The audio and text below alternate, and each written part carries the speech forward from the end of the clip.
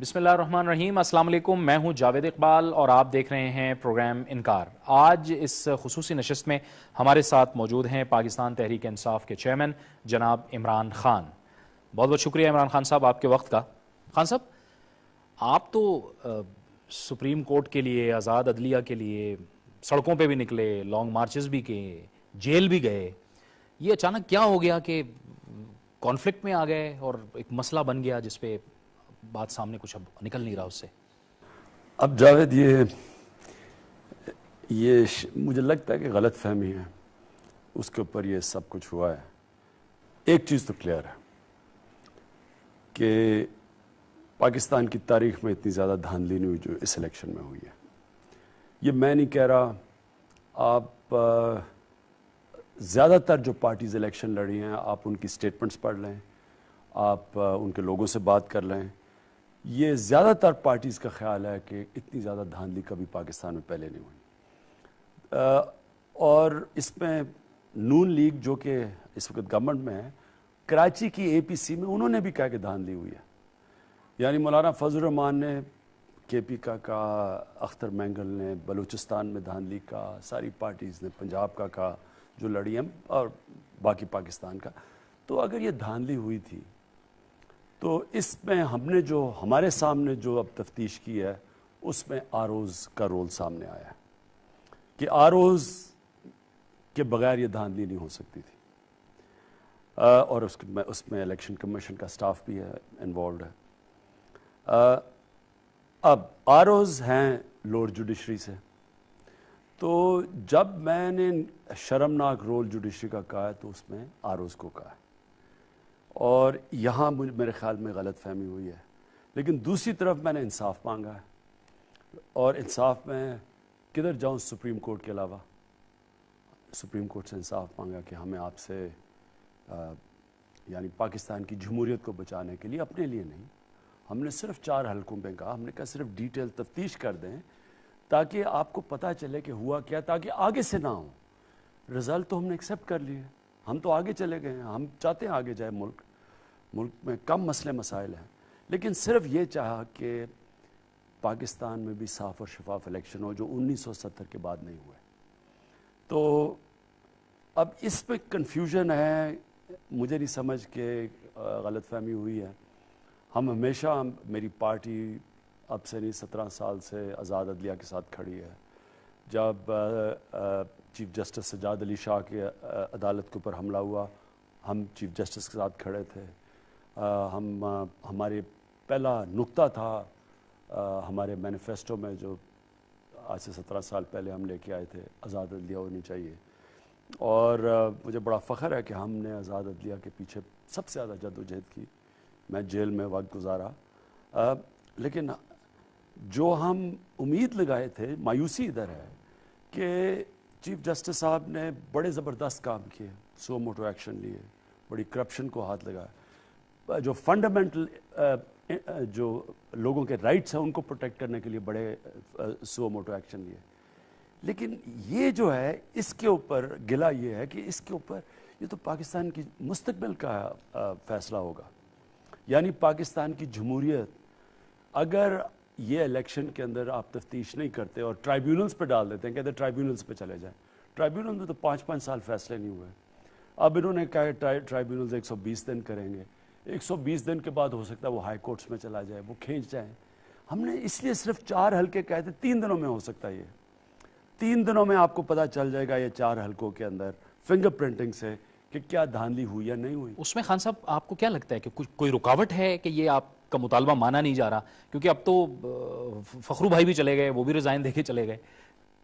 نہیں، میں سمجھتا ہوں کہ یہ میں کون سی اتنی غلط بات کر رہا ہوں کہ 4 حلقوں کے اندر اگر سپریم کورٹ جو سپریم اس ملک میں ادارہ ہے انصاف دینے کے لیے، کیا اس سے ہم اگر انصاف مانگ رہے ہیں اور صرف 4 حلقوں کے لیے، تو ویسے تو ہمیں کمپلینٹس کوئی 30 سے زیادہ حلقوں کے اوپر ہے، ہمارے کوئی 60 پٹیشنز ہیں الیکشن کمیشن کے پاس جدھر ہم ڈسپیوٹ کر رہے ہیں الیکشن، لیکن صرف 4 حلقوں کے لیے ہم نے کہا 4 میں دیکھ لیں، اگر تو 4 میں آپ کو کچھ ملتا ہے تو اس کو ٹھیک کریں الیکٹرل پروسیس کو، اگر نہیں ملتا تو ہم اپنی غلطی مان لیتے ہیں۔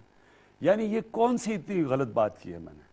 تو اس کے اوپر مایوسی تھی، مجھے مایوسی ہے ابھی بھی سپریم کورٹ سے، کیونکہ اور ہم کدھر جائیں انصاف لینے کے لیے. لیکن جو شرمناک کے اوپر جو اصل ہے وہ تو میں انشاءاللہ ہم 16 اگست کو ہم اپنا وائٹ پیپر پروڈیوس کر رہے ہیں، اور انشاءاللہ اس میں آپ ثابت کریں گے کہ تاریخی دھاندلی ہوئی ہے اور آروز کا بہت شرمناک رول تھا. خان صاحب اب یہ فرمائیے گا کہ آپ یہ تاثر کیوں بن رہا ہے کہ آپ کانفلکٹ میں آ گئے ہیں؟ وہاں مولانا صاحب کو بھی آپ نے عدالت میں لے جانے کا فیصلہ کیا ہے، دوسری طرف نون پہ بھی آپ نے بڑی تنقید کی ہے گزشتہ روز بھی، کیونکہ شاید توقع کی جا رہی تھی کہ تبدیلی جو ہم مانگ رہے ہیں وہ ہم دیکھ نہیں رہے. آپ نے بھی اس بات کا گلہ کیا ہے، تو آپ یہ نہیں ہے کہ سب کے ساتھ کانفلکٹ میں آ گئے بیک وقت؟ دیکھیں کئی دفعہ آدمی سچ کے لیے کھڑا ہوتا ہے، متنازع ہو جاتا ہے، چپ کر کے بیٹھا رہے متنازع نہیں ہوتا. پہلے تو میں آپ کا ایکسپلین کر دیا کہ سپریم کورٹ یعنی ہماری ساری جد و جہد رہی ہے کہ ایک مضبوط آزاد سپریم کورٹ ہو، اور وہی جمہوریت ہوتی آزاد سپریم کورٹ کے اوپر ہے اور صاف اور شفاف الیکشنز پہ ہوتی ہے. یہ دونوں ساتھ ساتھ چلتے ہیں، جمہوریت کو یہی تحفظ دیتے ہیں. مولانا فضل الرحمان بڑی غلط بات اب سے نہیں بڑی دیر سے لگے ہوئے کہنے کہ میں یہودیوں کا ایجنٹ ہوں. اب میں نے فیصلہ کیا ان کو عدالت میں لے جانے کا. کیونکہ یہ ان کا انفلوئنس ہے مدرسوں پہ، کئی مدرسوں پہ، وہاں یہ بچوں کو غلط پیغام دیتے رہے، اور آج کل کے ماحول میں جس طرح کے حملے ہو رہے ہیں لوگوں کے اوپر، آپ اگر یہ کہتے رہیں کہ میں یہودیوں کا ایجنٹ ہوں اور مجھے اپنا اللہ کے اوپر ایمان ہے، زندگی موت اس کے ہاتھ میں ہے، لیکن جو کے پی کے گورنمنٹ میں ہمارے وزیر ہیں، ہمارے چیف منسٹر ہیں، ان سب کی یہ زندگی خطرے میں ڈال رہے ہیں. کیونکہ کسی بھی جا کے کسی مدرسے کے نوجوان کو یہ کہہ دیں کہ جناب یہ جہاد لڑی جائے گی اگر آپ یہ یہودیوں کے ایجنٹ کے خلاف لڑیں، اور وہ کسی کو قتل کر دے. اور جو ہو رہے ہیں 2 MPs مر چکے ہیں، یعنی یہ زبردستی اپنی سیاست چمکانے کے لیے جو کر رہے ہیں. میں نے کیا کہا؟ میں نے کہا عدالت میں آئیں، ثابت کریں کہ میں یہودیوں کا ایجنٹ ہوں یا نہیں ہوں. اور جہاں تک آپ نے نون لیگ کا کہا، وہ تو صرف ہم نے اپوزیشن کا کام ہے کہ جولائی کے اندر 24% مہنگائی ہوئی ہے. یہ 3 سال میں سب سے زیادہ مہنگائی ایک مہینے میں ہوئی ہے، یعنی جو جولائی کے مہینے میں. تو مہنگائی جو ہے وہ آج تنخواہ دار طبقہ، غریب طبقہ، اس کا تو معاشی قتل ہو رہا ہے.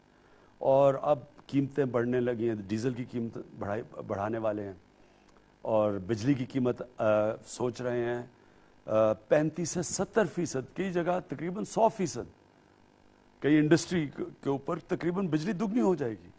تو میری صرف یہ ہے کہ بجائے ان لوگوں کے 30 لاکھ لوگ ہیں جو اچھے کھاتے پیتے ہیں، گھروں میں رہتے ہیں، بڑی گاڑیاں ہیں، نادرا کے پاس ان کا ڈیٹا ہے، لیکن وہ ٹیکس نہیں دیتے، تو ان کو ٹیکس میں لے کے آئیں، چوری پکڑیں. خود یہ ان کا نون لیگ کا بیان ہے الیکشن کی کیمپین میں کہ جو ٹیکس کی چوری ہے وہ کوئی 600 ارب روپے ہے. چلے وہ 600 ارب نہیں تو کم از کم 200 ارب روپے روک دیں وہ چوری، اس سے سوچیں ادھر سے پیسہ آ سکتا ہے. پھر بجلی کی چوری ہے، یہ کم کر دیں. یعنی بجائے کرپشن کے اوپر ہاتھ ڈالنے کے اور نئے لوگوں کو ٹیکس نیٹ میں لانے کے، بوجھ انہی لوگوں پہ بڑھ گیا ہے جو کہ پہلے ٹیکس دے رہے ہیں، اور عام آدمی کے اوپر مہنگائی کی وجہ سے. تو یہ تو ہم یعنی اپوزیشن کا رول ہی یہ ہوتا ہے کہ نشاندہی کرے کہ کیا حکومت بہتر کیسے کر سکتی ہے. خان صاحب آپ سے گفتگو کا سلسلہ آگے بڑھاتے ہیں، لیکن ایک بریک کا وقت ہو گیا ہے. ناظرین ایک بریک لیتے ہیں اور بریک کے بعد گفتگو کو آگے بڑھائیں گے.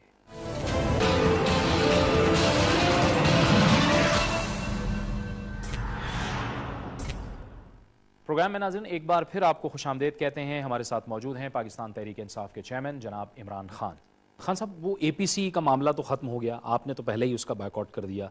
پھر آپ نے فرمایا کہ وزیر اعظم اور آرمی چیف صاحب بیٹھیں اور کوئی حتمی رائے بنائیں، کوئی فیصلہ کریں. یہ جو امن و امان کی صورتحال ہے جس کی وجہ سے ظاہر ہے قبائلی علاقوں میں بھی مسائل ہیں، ملک میں بھی مسائل ہیں، اور خصوصی طور پر خیبر پختونخوا میں بھی مسائل ہیں، تو اس پہ تو کوئی پیش رفت ہو بھی نہیں سکی. اور جان کیری بھی آئے، آپ کی بھی ان سے ملاقات ہوئی، ڈرون پر بھی یقیناً بات ہوئی ہوگی، انہوں نے بھی کہہ دیا کہ ڈرون بھی نہیں بند ہوں گے. تو یہ معاملات ایسے ہیں کہ جیسے تھے ویسے چلیں گے؟ دیکھیں میں تو جب ابھی ہاسپٹل کے بسترے پہ تھا اور الیکشن کے کوئی چند 2-3 دنوں کے بعد ہی تو نواز شریف سے بھی جب مجھے ملنے آئے تو سب سے پہلی چیز کہی کہ یہ دہشت گردی ملک کا نمبر 1 مسئلہ ہے، اس کے اوپر فوری طور پہ ہم ایکشن لیں۔ اب یہ اس کو 3 مہینے ہو گئے ہیں۔ اس کے بعد جنرل کیانی کا ٹیلی فون آیا، ان سے بھی میں نے یہ کہا کہ یہ سب سے سیریس ایشو ہے، اور کے پی کے کی گورنمنٹ ہماری بننی تھی، اب کے پی کے کی 3 طرف ہے فاٹا، جس کے اوپر کے پی کی گورنمنٹ کا کوئی کنٹرول نہیں ہے، وہ سینٹرل گورنمنٹ کے نیچے، اور جو بھی فاٹا سے تینوں طرف سے اٹیک آتا ہے کے پی کے اندر، جو پولیس سب سے زیادہ قربانیاں دے بیٹھی ہے۔ اب اگر ہم دہشت گردی کا مسئلہ نہیں حل کرتے فوری طور پہ، اور میں سمجھتا تھا کہ اب 3 مہینے بہت دیر ہو گئی ہے، آتے ساتھ ہی پہلے 2-3 ہفتے کے اوپر اس کے اوپر بیٹھ جانا چاہیے تھا۔ اے پی سی تو بعد میں بلائیں، پہلے تو وہ سٹیک ہولڈر جو کہ ڈائریکٹلی افیکٹڈ ہیں ان کو بٹھائیں اس میں کوئی کہہ رہا ہے کہ جی کیوں نہیں باقیوں کو، کیوں باقی لیڈرز کو کیوں نہ بلائیں، ان کو بھی بلائیں، لیکن میں تو اگر ہماری پارٹی کی ذمہ داری کے پی کے کی ہے تو میں تو یہ چاہوں گا کہ ہمیں پرائم منسٹر سے اور آرمی چیف سے بریفنگ ملے۔ ہو سکتا ہے کئی چیزیں یہ بڑے گروپ میں نہ کہہ سکیں، کیونکہ میں پہلی اے پی سی اٹینڈ کی جس میں سارے پارٹی کے لیڈرز تھے 3 سال پہلے، آرمی چیف بھی تھے، آئی ایس آئی چیف بھی تھے، لیکن مجھے فیلنگ ایسے ہوئی کہ جو اصل بات ہے، کئی باتیں ہیں وہ وہاں نہیں ہوئی اور نہ ہی ہو سکتی ہیں۔ 50 لوگ بیٹھے ہوئے ہیں، کئی نیشنل سیکیورٹی کی چیزیں ہوتی ہیں، سب کے سامنے نہیں ہو سکتی۔ تو میں اپنے لیے یہ چاہ رہا ہوں کہ اگر ہم نے کاؤنٹر ٹیررزم کی پالیسی بنانی ہے کہ کیسے ہم نے یہ جو اب جن ہے یہ دہشت گردی کا، جو ہم نے اپنے اوپر ملوث کیا کسی اور کی جنگ میں شرکت کر کے، کیونکہ یہاں تو پہلے کوئی نہ طالبان تھے، نہ یہاں القاعدہ تو افغانستان میں بیٹھی ہوئی تھی، قبائلی علاقے میں کوئی جنگ نہیں تھی، تو ہم نے ان کے کہنے پہ یہ جنگ پہلے ہم نے تیار کیے $، لے کے جہادی، ان کو باقاعدہ تیار کیا جہاد کرنے کے لیے کہ فورن آکوپیشن کے خلاف جہاد ہوگی، اس کے اوپر پیسے بنائے، پھر انہی لوگوں کو مارا کہہ کے کہ اب جہاد نہیں ہے، اب دہشت گردی ہے۔ روسیوں کے خلاف جہاد تھی لیکن امریکنوں کے خلاف دہشت گردی ہے جب وہ افغانستان آئے۔ تو اپنے اوپر یہ ہم نے مصیبت لی اور یہ بڑھتی گئی ہے، کینسر کی طرح پھیل گئی ہے۔ اب اس کا حل کیا ہے؟ حل پہلے تو ہمیں اندر خانے پتہ چلے کہ کیا مجبوری ہے۔ کوئی باتیں نہیں کر سکتے، فورن پالیسی ایشوز ہوں گے، میں سمجھتا ہوں کہ حکومت کی مجبوریاں ہوتی ہیں، اس لیے میں چاہتا تھا کہ ہمیں اگر پتہ چل جائے، ہو سکتا ہے ہم مدد کر سکیں، ہم اس کو اپنی رائے دے سکیں، ان کی مدد کر سکیں۔ لیکن اگر ہمیں حقیقت نہیں پتہ چلے گی کیا اگریمنٹ ہے، کیا مجبوریاں ہیں، تو وہ تو کتنی اے پی سیز ہو چکی ہیں، 3 تو ہو چکی ہیں، تو کیا اس سے فائدہ ہوگا؟ جان کیری سے آپ کی ملاقات ہوئی تو آپ کو کیا محسوس ہوا کہ ابھی کتنا مزید وقت لگے گا امریکہ کو اس حوالے سے کنونس کرنے میں کہ یہ ڈرون سوورنٹی کے خلاف ہیں؟ وہ یہ سمجھتے ہیں کہ یہ بڑے اہم ہیں اور ہمیں ظاہر ہے اس کی ایک انڈرسٹینڈنگ ہے ڈرون کی، تو آپ کو کچھ لگا کہ کچھ مزید وقت لگے گا ان کو سمجھانے میں، ان کو کنونس کرنے میں؟ میں سمجھتا ہوں کہ جان کیری کو پوری طرح سمجھ نہیں کہ ڈرونز کتنا امریکہ کو بھی نقصان پہنچا رہے ہیں اور پاکستان کو سب سے زیادہ نقصان پہنچا رہے ہیں، ان کو پوری طرح اندازہ نہیں تھا۔ میں نے تو اپنی طرف سے پوری کوشش کی سمجھانے کی، میں نے پشاور ہائی کورٹ کی ججمنٹ ان کو بتائی، انہوں نے کہا ان کا خیال میں تھا کہ ڈرون صرف دہشت گردوں کو مارتے ہیں، میں نے ان کو پشاور ہائی کورٹ کی ججمنٹ بتائی، جدھر پولیٹیکل ایجنٹ نے پشاور ہائی کورٹ کو بتایا، پشاور ہائی کورٹ کے چیف جسٹس دوست محمد نے مجبور کیا ان کو بتانے کے لیے، اگلے دن، پہلے دن وہ نہیں بتایا انہوں نے، اگلے دن جب انہوں نے ان کو دھمکی دی چیف جسٹس نے، تب آ کے سچ بتایا کہ 5 سال میں صرف 47 دہشت گرد مارے گئے ہیں، باقی 1500 پاکستانی شہری مارا گیا، اور 330 پاکستانی شہری ہے جس کی ٹانگ نہیں ہے یا بازو نہیں ہے، یعنی معذور ہو چکے ہیں۔ تو یہ میں نے جان کیری کو بتایا، یعنی ہم اگر میرے اپنا ہے کہ ضروری نہیں کہ آپ کو امریکہ سے جنگ لڑنی ہے، ہم کم از کم یہ ان کو اگر وہاں صحیح معنی میں ان کو سمجھائیں کہ نہ یہ ان کے انٹرسٹ میں ہے، اس سے دہشت گردی ختم نہیں ہو رہی۔ جو ملک کا حال ہے اب، کیا مجھے بتائیں 9 سال پہلے زیادہ دہشت گردی تھی یا آج ہے؟ آج جو حالات ہیں ملک کے، کبھی ایسے نہیں تھے۔ تو نہ ہم جنگ جیت رہے ہیں، وہ تو خیر امریکہ ایک قسم کی ہار تسلیم کر بیٹھا ہے، جب وہ اب جا رہا ہے 2014 میں، تو اس کا مطلب وہ جنگ نہیں جیتے وہاں، جو طالبان سے بات کرنے کی کوشش کر رہے ہیں اور طالبان ہی بات کر رہا ہے، تو اس کا مطلب کہ جو بھی پالیسیز ہیں وہ جو اب تک اختیار کی ہیں ان کو چینج کرنے کی ضرورت ہے. اور میں یہ سمجھتا ہوں کہ پاکستان کو پورا زور لگانا چاہیے. امریکہ میں اب بہت زیادہ گروپس ہیں, ہیومن رائٹس آرگنائزیشنز ہیں جو ڈرون اٹیکس کے خلاف ہو چکی ہیں. یعنی یہ سارے انسانی حقوق کے خلاف ہے. پاکستان کی ساورنٹی کی تو خیر وہ ویسی پرواہ نہیں کرتے, لیکن ایک وہاں بیٹھا ہوا ہزاروں کلومیٹر دور آدمی اسکرین کے اوپر بٹن دبا کے انسانوں کی جانیں لے رہا ہے کسی انفارمیشن کے اوپر جو ٹھیک ہو یا نہ ہو, اور ہم اس کو تسلیم کر لیں کہ نہیں جی ہم امریکہ بہت بڑا ہے یا امریکہ سے جنگ لڑیں گے. یعنی ہم پہلے تو یہ ہماری ایک بحیثیت قوم, ہماری قوم کی غیرت کے خلاف ہے. ہم اپنے لوگوں کو اس طرح اجازت دیتے ہیں کوئی اور مارے, اور پھر وہ ان کے رشتہ دار جو ہیں وہ کیا کرتے ہیں, کیا لائمل اٹھاتے ہیں, وہ جب بندوق اٹھاتے ہیں ہمیں نقصان پہنچاتے ہیں. تو اس کا جو سب سے زیادہ نقصان یہ ہے کہ جو ہمارے خلاف لڑ رہے ہیں وہ کہتے ہیں پاکستان امریکہ کی جنگ لڑ رہا ہے, کیونکہ ڈرونز اور پاکستانی فوج ایک ہی دشمن سے لڑ رہی ہے, وہ ہیں طالبان. لہٰذا پاکستان کے خلاف بھی جہاد ہے, لہٰذا پاکستان کے خلاف خودکش حملے اگر ہوں گے تو وہ شہید ہوں گے. اس لیے جو ہمیں نقصان ہو رہا ہے وہ یہ کہ جو ہمارے خلاف لڑ رہے ہیں وہ سمجھتے ہیں جہاد لڑ رہے ہیں, وہ اور جذبے سے لڑ رہے ہیں. ہمارے جو ہماری اپنی پولیس ہے, ہماری فوج ہے, وہ ان کی موٹیویشن کیا ہے؟ یعنی اگر وہ بھی یہ سوچتے ہوں گے وہ کیا یہ جنگ لڑ رہے ہیں 9 سال سے.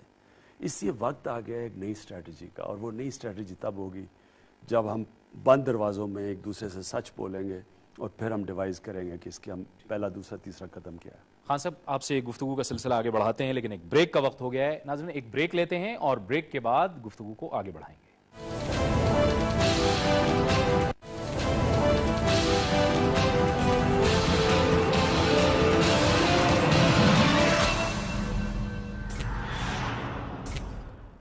پروگرام میں ناظرین ایک بار پھر آپ کو خوش آمدید کہتے ہیں. ہمارے ساتھ موجود ہیں پاکستان تحریک انصاف کے چیئرمین جناب عمران خان. خان صاحب, یہ جو لا اینڈ آرڈر کی سچویشن ہے, امن و امان کی صورتحال, خیبر پختونخوا میں آپ کی حکومت کے لیے یہ کتنی بڑی رکاوٹ ہے؟ جو آپ نے اپنے ذہن میں ایک پلان بنایا ہوا ہے یا منصوبہ بندی کی ہوئی ہے خیبر پختونخوا کے لیے, کیونکہ وہاں کے عوام بھی یہی چاہتے ہیں کہ امن آئے, آپ کے خیال میں یہ کتنا متاثر کر رہی ہے اس کو؟ پاکستان کے لیے بھی تباہی ہے یہ, لیکن خیبر پختونخوا کی تو بالکل تباہی ہے. 70% وہاں انڈسٹری بند ہو چکی ہے. اس لیے میں نے پہلی چیز کہی تھی, حالانکہ ہماری حکومت نیشنل لیول پہ تو نہیں آئی, لیکن اس لیے میری پہلی خواہش یہ تھی کہ پرائم منسٹر اور آرمی چیف کے ساتھ بیٹھ کے بات کریں, کیونکہ خیبر پختونخوا میں کامیاب کیسے ہم ہو سکتے ہیں اگر یہ جس سطح کی دہشت گردی ہے, جس طرح میں نے کہا 70% انڈسٹری بند ہو چکی ہے وہاں, اور پولیس جو ہے وہ بالکل ڈیمورلائز ہو چکی ہے. اتنی زیادہ پولیس نے قربانیاں دی ہیں. آپ کے سامنے ابھی یہ ہمارے پاس رپورٹ ہے بنو میں جو جیل سے رہا کیا طالبان نے, اور پھر اب ڈی آئی خان سے. تو اس میں رپورٹ کے اندر خیر تفصیل پہ تو میں جانا نہیں چاہتا, لیکن ایک چیز ہے کہ ہماری پولیس ڈیمورلائز ہو گئی ہے. وہ یعنی وہ اس جنگ وہ بھی اور قوم بھی جنگ سے نکلنا چاہتی ہیں اور حل چاہتی ہیں. تو اس کے اوپر جب تک ایک پالیسی نہیں بنے گی جس کے اندر پورا پلان نہیں کیا جائے گا کہ ہم نے کیسے اس جنگ سے نکلنا ہے, ہم نے ریڈیکلائزیشن یعنی جو انتہا پسندی ہے جو بڑھتی جا رہی ہے, یہ کیوں بڑھ رہی ہے, اس کی روٹ کاز کیا, اور روٹ کاز ہے جہاد. جب تک لوگ سمجھتے ہیں کہ وہ پاکستان امریکہ کی جنگ لڑ رہا ہے, وہ ادھر سے جو ہمارے خلاف لڑ رہے ہیں وہ کہیں گے جہاد ہے, جہاد کا مطلب خودکش حملے ہیں. خودکش حملے کا مقابلہ امریکہ نہیں کر سکا. یعنی امریکہ کا اگر افغانستان میں آپ دیکھیں تو دنیا کی تاریخ میں اتنی طاقتور فوج نہیں تھی جو امریکہ کی ہے, لیکن نہیں جیت سکی وہاں. خیبر پختونخوا کی اگر ہم بات کریں خان صاحب, میرا نقطہ نظر کچھ اور طرح سے ہوگا. لوگ یہ کہہ رہے ہیں کہ ابھی تک تبدیلی نہیں آئی. ظاہر ہے تبدیلی کے لیے بھی ایک وقت چاہیے ہوتا ہے کہ آپ اس میں پرفارم کریں, ایک ماحول بھی چاہیے ہوتا ہے. میرا نقطہ یہ ہے کہ وہاں پہ جو کابینہ بنی, وزیر اعلیٰ صاحب ہیں, ان کی کابینہ ہیں, وہ با اختیار ہیں.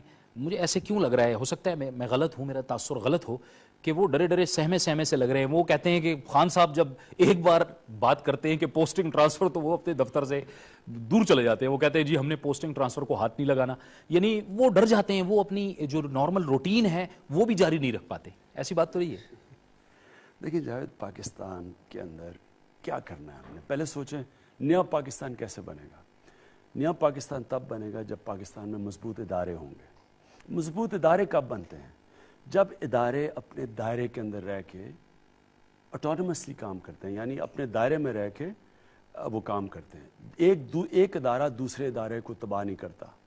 یعنی میں اگر پولیس کے اندر مداخلت کرنا شروع کر دوں کے پی کے میں, اپنے تھانے دار رکھوانا شروع کر دوں کہ اچھا بائی الیکشن آ رہی ہے, اپنے تھانے دار رکھواؤں, اچھا تمہارا کام ہے مجھے یہ والا بائی الیکشن جتانا, وہ الیکشن تو جتا دے گا مجھے, لیکن اس کے بعد جب کیونکہ غلط کام کرے گا نا, وہ قانون تو اجازت نہیں دیتا اس کو.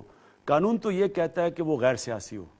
میں جب سیاسی اسے کروں گا تھانے دار کو, تو وہ 10 اپنے غلط کام کرے گا. اور کون اس کا مار کون کھائے گا؟ اس علاقے کی عوام.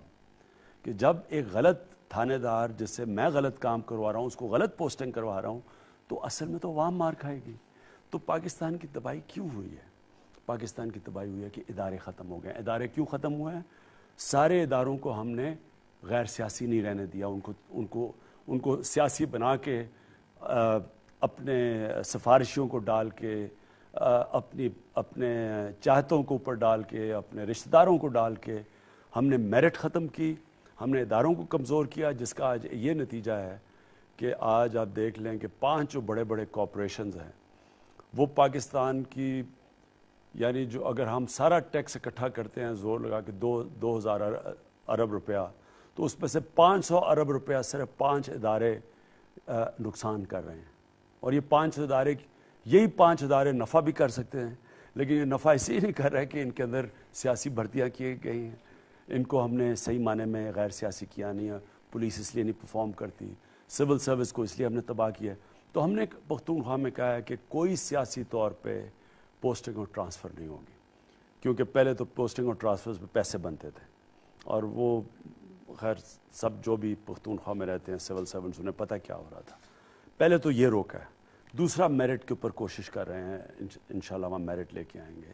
ایک صوبہ جس سطح کی کرپشن ہوئی ہے اس کو روکنے کے لیے ہم انشاءاللہ اپنی ایک نیب لے کے آ رہے ہیں, اس کے لیے قانون لے کے آ رہے ہیں. پھر ایک رائٹ ٹو انفارمیشن ایکٹ لے کے آ رہے ہیں 17 تاریخ کو انشاءاللہ, جو بہت طور پہ کرپشن ختم کرے گا. پھر ہم کانفلکٹ آف انٹرسٹ قانون لے کے آ رہے ہیں, یعنی کہ آپ اقتدار میں آ کے اپنی ذات کو فائدہ نہیں پہنچا سکتے. پھر انشاءاللہ ہم لوکل گورنمنٹ سسٹم لے کے آ رہے ہیں, جو سب سے بڑی چیز ہوگی پختونخوا میں کہ عوام کو جو اصل تبدیلی آئے گی جب ہمارا بلدیاتی نظام آئے گا. اور اس میں کچھ ذہن میں ہے آپ کے کہ کیا نئی چیزیں ہوں گی اس بلدیاتی نظام میں؟ نئی چیز یہ ہوگی کہ ہم اقتدار نیچے گاؤں تک پہنچانے کی کوشش کریں گے. ولیج گاؤں کی کمیٹیز بنیں گی, یعنی یہاں سے کہیں بیٹھ کے دور سے فیصلہ نہیں ہوگا کہ گاؤں M N A M P M کو فنڈ نہیں دیے جائیں گے کہ گاؤں میں پیسہ کدھر خرچ کریں گے. گاؤں کے اپنے لوگ فیصلہ کریں گے پیسہ کدھر خرچ ہوگا. گاؤں کی اپنی کمیٹی پرائمری اسکول کو چلائے گی. آپ کو فوج نہیں بھیجنی پڑے گی دیکھنے کے لیے کہ ٹیچر آیا یا نہیں آ رہا. گاؤں کے جو لوگ ہیں جن کے بچے پڑھ رہے ہیں اسکولوں میں, وہ ان کی کمیٹی چلائے گی پرائمری اسکول. گاؤں کے لوگ بیسک ہیلتھ یونٹ کے اوپر نظر رکھیں گے. گاؤں کے لوگوں کے پاس ڈیولپمنٹ کے پیسے آئیں گے کہ اپنے گاؤں میں کدھر پیسے خرچ کرنے ہیں. یعنی ایسا سسٹم لے کے آئیں گے جو کبھی پاکستان میں پہلے نہیں آیا. اس کا مطلب یہ کہ اپنے سے پاور لے کے نیچے پہنچائیں گے. اب تک ہوتا کیا رہا, ساری پاور اپنے پاس رکھتے ہیں اور اس پاور سے پھر غلط فائدہ اٹھاتے ہیں. تو یہ عوام کو اقتدار میں لانے کا یہ بہترین طریقہ ہے کہ ایک بلدیاتی نظام جو نیچے تک پاور چلی جائے. اور انشاءاللہ تھانے کے اوپر بھی ایک ایسی سیفٹی کمیٹیز بنائیں گے, یعنی تھانے دار کو بھی کوئی تھانہ, یعنی تھانے کا غلط استعمال نہ ہو سکے. گاؤں کی سطح پہ انشاءاللہ ایک کمیٹیز بنائیں گے جو کہ گاؤں کے مسئلے ہیں. وہ بیچارے گاؤں کے لوگ کہاں سیشن کورٹس میں بھاگے پھرتے ہیں, زمین پہ قبضہ ہو گیا, تو گاؤں کی سطح کے اوپر ان کے مسئلے حل کرنے کے لیے کمیٹی بنائیں گے. لیکن ایک اور کام کیا ہے جو ابھی پرویز ساٹھک نے بتایا نہیں ہے, کہ ہر پولیس اسٹیشن کا اب ہم نے کیمرے فٹ کیے ہوئے ہیں. آئی جی صاحب بیٹھ کے سارے اپنے کمرے سے, اپنے آفس سے سارے پولیس اسٹیشنز کے اندر دیکھ سکتے ہیں کیا ہو رہا ہے. یہ بھی ایک نئی چیز لے کے آئے ہیں تاکہ عوام کی آسانی کے لیے وہ ریکارڈ ہوگا.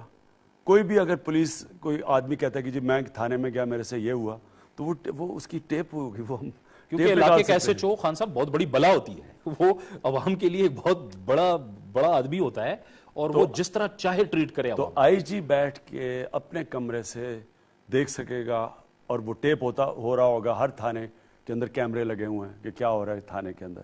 تو اگر کوئی کہتا ہے کہ میرے سے ظلم ہوا تھانے میں تو وہ سیدھا اس ٹیپ دیکھ لیں گے اس میں کہ نظر آ جائے گا کیا ہوا. خان صاحب آپ سے گفتگو کا سلسلہ آگے بڑھاتے ہیں لیکن ایک بریک کا وقت ہو گیا ہے. ناظرین ایک بریک لیتے ہیں اور بریک کے بعد گفتگو کو آگے بڑھائیں گے.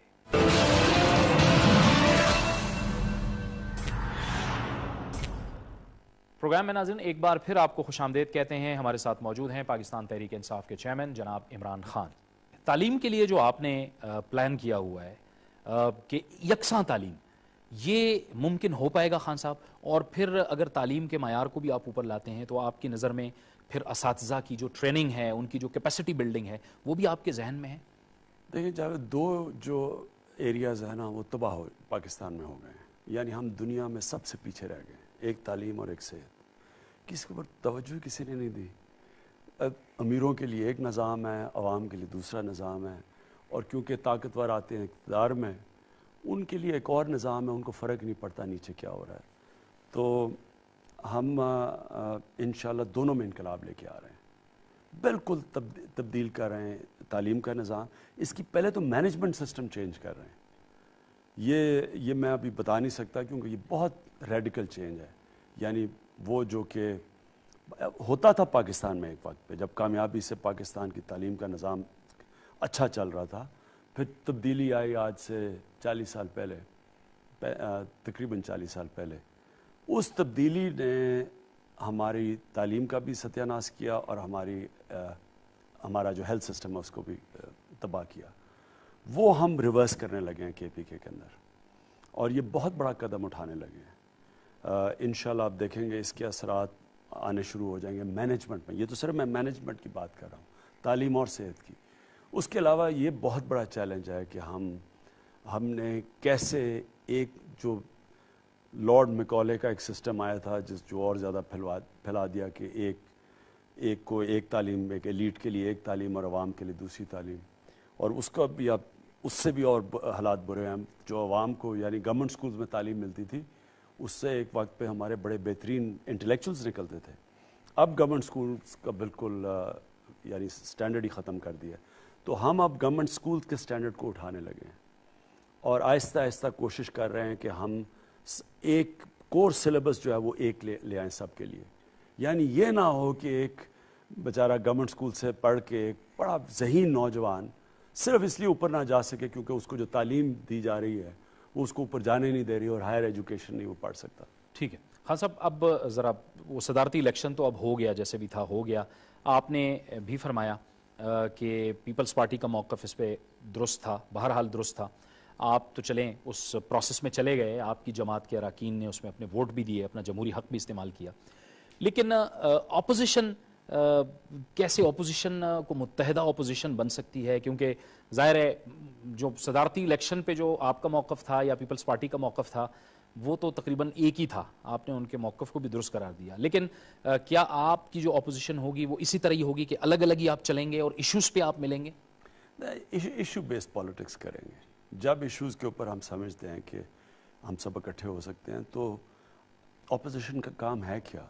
اپوزیشن کا کام یہ ہے کہ حکومت کے اوپر وہ تنقید کرے کہ حکومت ٹھیک راستے پہ رکھے. یعنی کوئی کرپشن ہوتی ہے, یعنی عوام کا پیسہ جدھر غلط استعمال ہوتا ہے تو ہمارا کام ہے کہ اس کو سامنے لے کے آئیں. مثلا نندی پور کا ایک پروجیکٹ ہے, تحریک انصاف نے اس کو اٹھایا, اس کے اوپر گورنمنٹ نے ریویو کیا کہ ایک دم قیمت ایک پروجیکٹ کی نندی پور کی کہاں سے کہاں چلی گئی, وہ اٹھایا, اس کے اوپر ریویو, اب تنقید. تو یہ اپوزیشن کا یہ کام ہوتا ہے کہ جب بھی کوئی وہ دیکھیں کہ پبلک کا پیسہ غلط استعمال ہو رہا ہے اس کے اوپر ہم آواز اٹھائیں. پریزیڈنشل الیکشن کے اوپر پیپلز پارٹی کا بالکل ٹھیک موقف تھا. موقف اس لیے ٹھیک تھا کہ کیا الیکشن کمیشن کو نہیں پتا تھا کہ یہ 27ویں پہ آنے والا ہے؟ کیا یہ پہلے نہیں سوچا انہوں نے؟ اور آپ نے جب ایک ڈیٹ دے دی ہے اس سے پھر آپ آگے تو کر سکتے ہیں, پیچھے کیسے آپ لے آتے ہیں؟ کیونکہ کینڈیڈیٹس کو جب موقع ہی نہیں ملے گا لابی کرنے کا، یعنی ایک رائٹ ہوتا ہے کینڈیڈیٹ کا کہ وہ جا کے پھرے اور جو بھی حلقہ ہے اس کو اپنا موقف بتائے، تو وہ اصل میں وہ تو غلطی الیکشن کمیشن کی تھی. ٹھیک ہے. اچھا، یہ نیب کے چیئرمین کے حوالے سے کچھ باتیں آ رہی ہیں اور اطلاعات یہ آ رہی ہیں خان صاحب کہ رانا بھگوان داس کا جو نام ہے اس پہ لگ رہا ہے کہ حکومت اور اپوزیشن کا یعنی پیپلز پارٹی کا اتفاق ہو رہا ہے. تو آپ سے کوئی رابطہ یا اس پہ کوئی بات چیت ہوئی ہے، یا اس نام کو آپ کیسے دیکھتے ہیں؟ میرے سے تو کوئی بات چیت نہیں ہوئی، نہ مجھے پتا ہے کہ ہمیں کنسلٹ کیا گیا. ہو سکتا ہے گورنمنٹ سمجھے ضرورت بھی نہیں تھی، لیکن رانا بھگوان داس ایک ایسا نام ہے جس پہ ہمیں کوئی اعتراض نہیں ہے. اور اس وقت جو مرکز میں جو حالت ہے، جو ہم توقع کر رہے تھے کہ کچھ سمت درست ہوگی، آپ کو لگ رہا ہے خان صاحب کہ کچھ سمت ہماری درست ہوئی ہے؟ دیکھیں، مریض کو ہوئی ہے کینسر اور اس کا علاج کیا جا رہا ہے ڈسپلن سے. دیکھیں، اس وقت پاکستان کو ایسا چلانا پڑے گا جیسے کبھی پہلے نہیں چلایا. اب میں پھر سے کہہ رہا ہوں کہ مہنگائی 24% بڑھی ہے جولائی میں. یہ 3 سال میں سب سے زیادہ مہنگائی ہوئی ہے، جو ایک مہینے کے اندر 24%. اور یہ مہنگائی آنی تھی، جنرل سیلز ٹیکس لگا دیا، اس کا افیکٹ آنا تھا، ساری چیزیں مہنگی ہونی تھی. پھر اب بجلی اب بڑھائیں گے اور ڈیزل بڑھائیں گے، اس کا افیکٹ تو آنا ہے.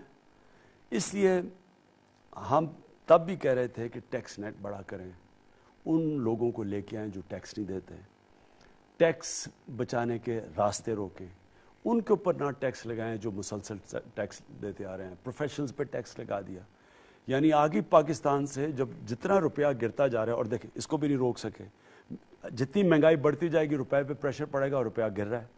اب روپیہ تقریباً 104 یا 5 پہ جب پہنچ جائے گا، آپ سوچیں کہ کتنا مشکل ہو جائے گا لوگوں کو روکنا جو کہ جن کی ضرورت ہے پاکستان کو. ٹاپ پروفیشنلز جو ہیں، جو ٹاپ پروفیشنلز ہیں، یہ دنیا میں کہیں بھی نوکری ان کو مل سکتی ہے. تو جب روپیہ اتنا گر جائے گا، یعنی ابھی جو گرا ہے روپیہ ان کے آنے تک کو 5 روپیہ گرا ہے، اس سے پہلے پچھلی گورنمنٹ میں 40 روپے گرے، یعنی ڈالر مہنگا ہوا. تو جتنا روپیہ گرتا جائے گا اتنا زیادہ ان پروفیشنلز کو پاکستان میں رکھنا مشکل ہو جائے گا. ہمیں شوکت خانے میں مشکل ہے، اور ٹاپ آنکولوجسٹ ہیں، ریڈیولوجسٹ ہیں، جو دنیا میں کہیں بھی جائیں تو ان کو ابھی بھی جو ہم تنخواہیں دے رہے ہیں اسے دگنی مل سکتی ہے. تو وہ لوگ جو سارے ہیں ان کو آپ کیسے روکیں گے؟ جب جتنا ہی روپیہ گرے گا ان کے لیے باہر جانا ہے، ان کو آپ کو روکنا مشکل ہو جائے گا. نرسز ہیں، ہم اپنی نرسز ٹرین کرتے ہیں شوکت خانہ میں، وہ سعودی عربیہ سے یا دبئی سے وہ لوگ آتے ہیں، ان کو دگنی نوکری کی پیسے دیتے ہیں اور ان کو لے جاتے ہیں. تو اتنی مشکل سے ہم ٹرین کرتے ہیں. تو یہ ہر جگہ ہو رہا ہوگا. آپ کو پروفیشنلز چاہیے، اگر آپ نے ادارے ٹھیک کرنے ہیں، ہم نے وابڈا کو ٹھیک کرنا ہے، PIA کو ٹھیک کرنا ہے، ریلویز کو ٹھیک کرنا ہے، آپ کو ٹاپ پروفیشنلز چاہیے. ان کو آپ کیسے لے کے آئیں گے ان تنخواہوں کے اندر اگر روپیہ گرتا رہے؟ تو بہرحال، اور روپیہ گر رہا ہے کیونکہ جتنی مہنگائی بڑھتی، انفلیشن بڑھتی جائے گی، روپے پہ پریشر پڑتا جائے گا. اس لیے سب سے زیادہ ضروری یہ ہے کہ ہم کسی طرح پاکستان میں مہنگائی روکیں گے. ٹیکس اکٹھا کر کے، بڑھا کے نہیں، اکٹھا کر کے، جو لوگ ٹیکس نہیں دیتے. اور وہ جب ہم ٹیکس اکٹھا کریں گے تو ہمیں نوٹ چھاپنے نہیں پڑیں گے، تو وہ روکے گا مہنگائی کو. اب بدقسمتی یہ ہے کہ وہ جو ہمیں جو کرنا چاہیے ہے، کرپشن روکنی اور ٹیکس اکٹھا کرنا، اس کے لیے جو ہمیں قدم اٹھانے چاہیے وہ نہیں اٹھائے جا رہے. ٹھیک ہے. ایک آخری سوال خان صاحب، ضمنی انتخابات آ رہے ہیں، ضمنی انتخابات بھی ہونے ہیں، اور چیف الیکشن کمشنر فخر الدین جی ابراہیم صاحب بھی مستعفی ہو گئے ہیں. آپ کی توقعات کیا ہیں اس ضمنی انتخابات سے؟ میں اس لیے کہہ رہا تھا کہ جو ہم نے ریکویسٹ کی تھی سپریم کورٹ سے کہ صرف اگر 4 حلقوں کا، اور میں پھر سے کہہ رہا ہوں 3 دن میں، 2-3 دن میں ہو جانا تھا. اگر وہ ہو جاتا تو اس سے پریشر پڑنا تھا کہ ضمنی انتخابات کے اندر دھاندلی کسی کو کرتے ہوئے ڈرنا تھا انہوں نے. اب اگر ہوا ہی نہیں ہے تو پھر وہ اب کیا روکے گا انہیں؟ جب دیکھیں نا، جب جرم پکڑا ہی نہیں جاتا تو ہر معاشرے میں جرم بڑھ جاتا ہے. پاکستان میں کرپشن کیوں بڑھتی جا رہی ہے؟ کیونکہ کرپٹ لوگ پکڑے نہیں جاتے. اسی طرح جو دھاندلی کرنے والے جب پکڑے ہی نہیں جائیں گے اور کوئی انہیں پتا ہوگا کہ انہیں کوئی پکڑے گا ہی نہیں، تو کون روکے گا ان کو اگلی الیکشن میں دھاندلی کرتے ہوئے؟ بہت بہت شکریہ عمران خان صاحب آپ کا، بہت بہت شکریہ.